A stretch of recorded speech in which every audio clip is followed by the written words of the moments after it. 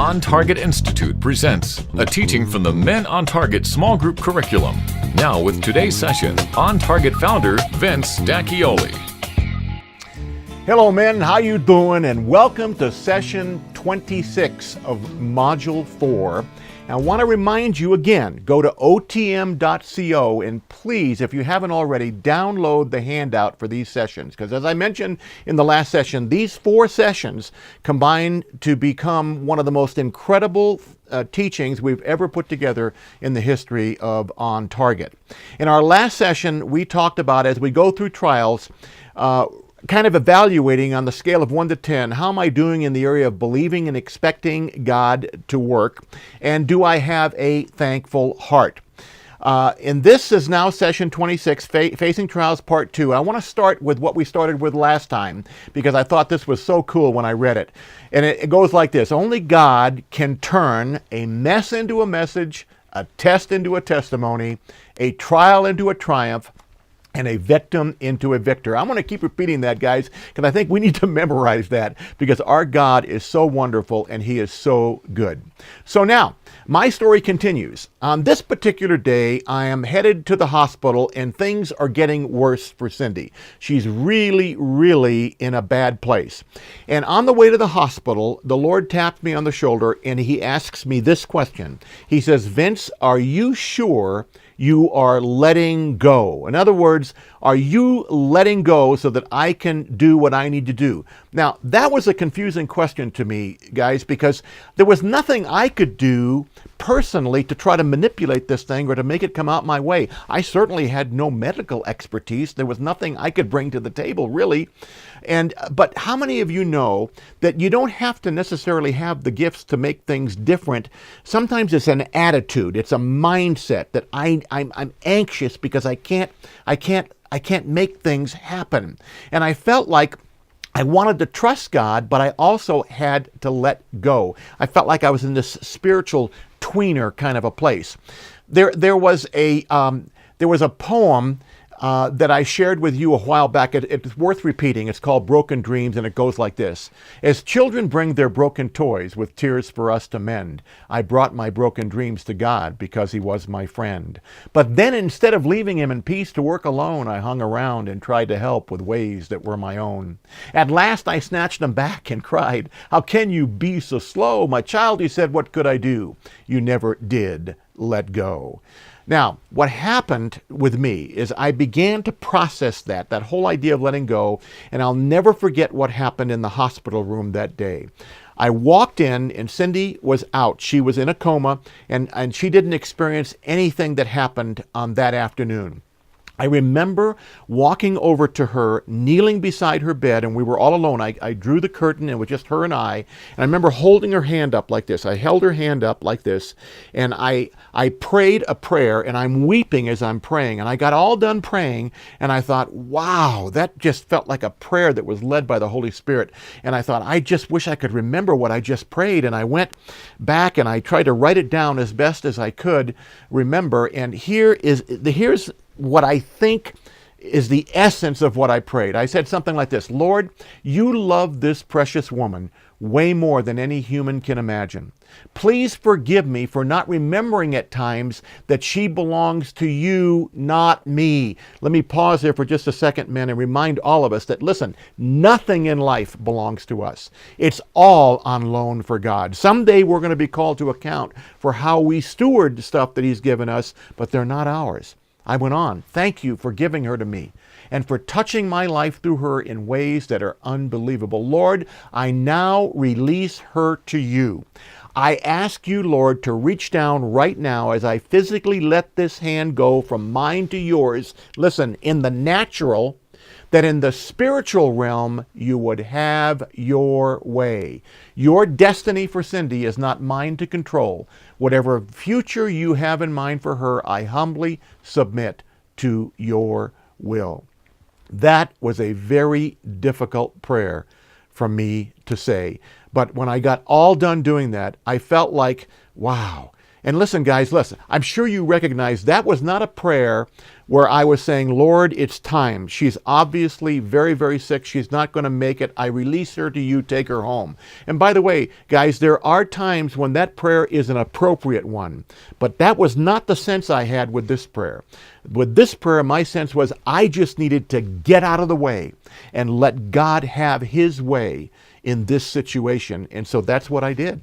So, number 3. Are you letting go?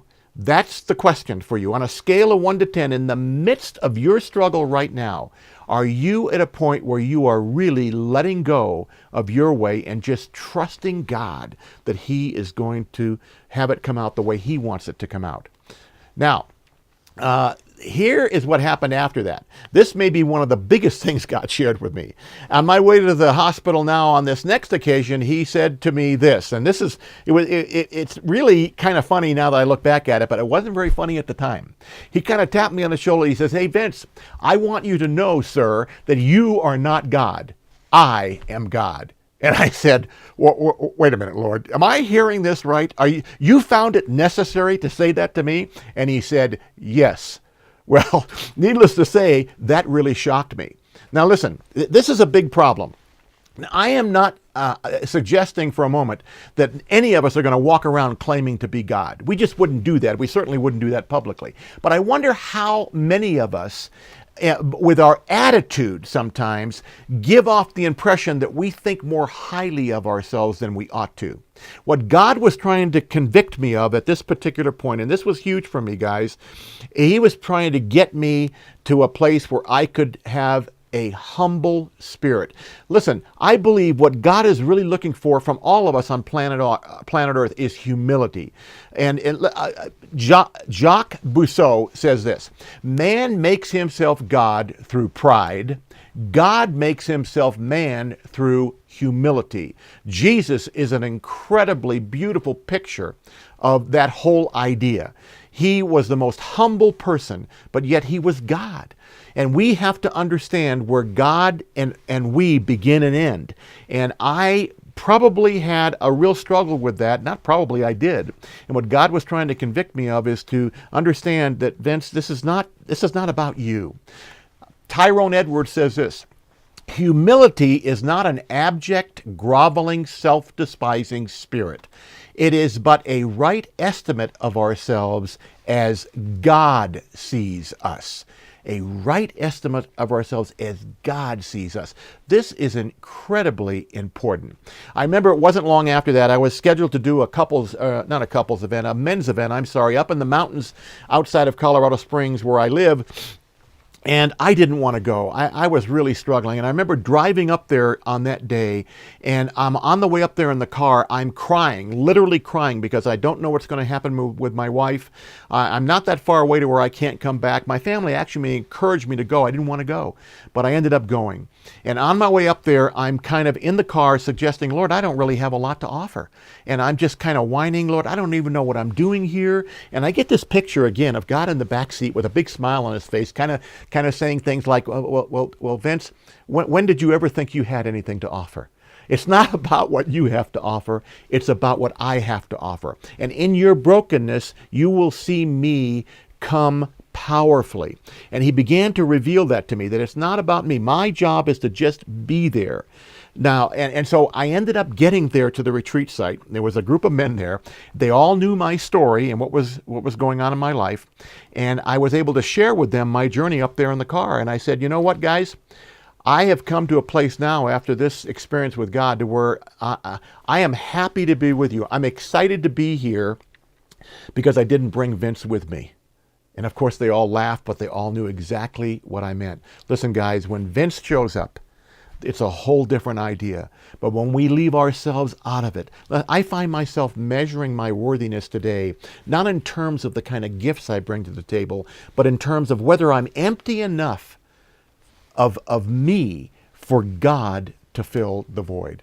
Am I empty enough for God to fill the void? John 14:27, peace I leave with you. My peace I give you, Jesus says. I do not give to you as the world gives. The world's peace, power, manipulation, and control.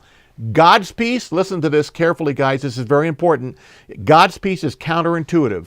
God's true peace can only come when I realize how little I bring to the table. That it's not about me. It's about Him. Now, here's your question here. Have you come to the end of yourself? On a scale of 1 to 10, how do you think you're doing? Have you come to the end of yourself? Life implication? Listen, I will not find peace unless I am able to let go and understand the importance of humility before my God. That's the implication, guys. Here's your discussion questions. And here is where you really need to drill down with the guys at your table right now. In the midst of your trial, on a scale of 1 to 10, are you letting go? If it's a relationship issue and maybe you got a problem going on in your family with your wife right now, one of your kids, and you're trying to fix it, because we men are good at that. We just want to fix everything. Are you able to get to a point where you can say, you know what, Lord, I just want to back off. I need to pray about this situation. I need to pray for my wife. I need to pray for my children. I need to pray for that relationship at work, whatever it might be. Lord, help me to let go, and as they say, let you or let God. Are you letting go? On a scale of 1 to 10, how are you doing? And then finally, have you come to the end of yourself? And guys, we could spend a lot of time on this one. This has to do with a right attitude of ourselves before God. Are you humble? Do you have a spirit of humility? What do other people see when they look at you?